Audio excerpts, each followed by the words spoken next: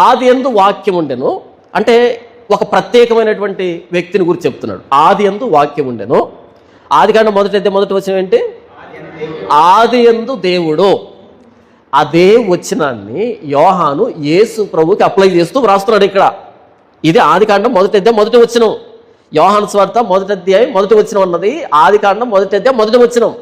ఎందుకు అంటే మత్తయి గారు సువార్త రాశాడు, మార్కు గారు రాశారు, లూకా గారు రాశారు. మత్తయి గారు ఏం చెప్పారు అంటే యేసు ప్రభు ప్రవచన నెరవేర్పు అంటూ చెప్పాడు. మార్కు గారు యేసు ప్రభు అనేకమైన అద్భుతాలు చేశాడు, ఆయన మనిషి కుమారుడు అని చెప్పాడు. లూకా గారు ఆయన అద్భుతమైన టీచర్ ఆయన అని గ్రీకులకు చెప్పాడు. ఓకే, మేము నమ్ముతాం ఆయన ప్రవచన నెరవేర్పు మత్తయి ప్రకారంగా. మార్కు ప్రకారంగా ఆయన అనేకమైన అద్భుతాలు చేశాడు, ఓకే నమ్ముతాం. లూకా ప్రకారంగా అద్భుతమైన జ్ఞానాన్ని బోధించాడు, ఓకే నమ్ముతాం. కానీ దేవుడు కాదండి అని అన్నారు. అప్పుడు యోహాను చివరిలో వ్రాసిన సువార్త ఇది.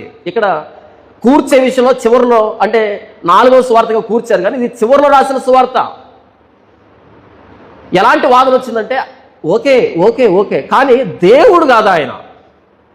ఒకవేళ దేవుడైనా సరే ఈ మధ్యలో వచ్చిన దేవుడే తప్ప సృష్టికర్త కాదు అంటే అప్పుడు తీసుకున్నాడు. అప్పుడు తీసుకొని అందుకని మనం 3 సువార్తలు ఒకలాగా చూస్తాం, ఇది ఒక్కటే సపరేట్గా చూస్తాం, సంబంధమే ఉండదు.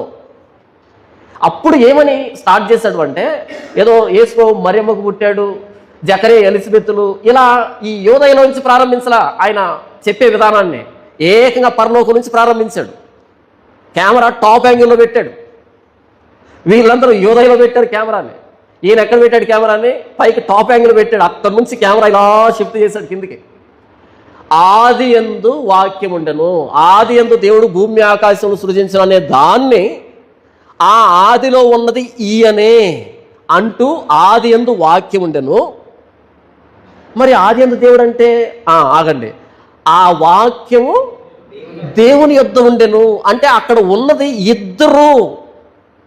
ఆదికాండం 1వ అధ్యాయం 1వ వచనం చదివి దేవుడు ఏకవచనం ఒక్క ఆయనే చేశాడు అని అనుకుంటున్నారు కదా. కాదు, ఆది యందు వాక్యం ఉంది, అక్కడే సృష్టి క్రమంలో ఉంది. ఆ వాక్యం మీరు అనుకుంటున్నటువంటి ఎలోహిం ఉన్నాడే ఆ పక్కనే ఉంది. ఆ వాక్యం సైడ్ క్యారెక్టర్ కాదు, ఆ వాక్యం దేవుడు. వచ్చేసారా? ఇదంతా ఆదికాండం మొదటి వచనమే, యోహాను సువార్త కాదు ఇది. అంటే ఇప్పుడు మొదటి వచనం 2వ వచనంలో 3 వచ్చేసారు.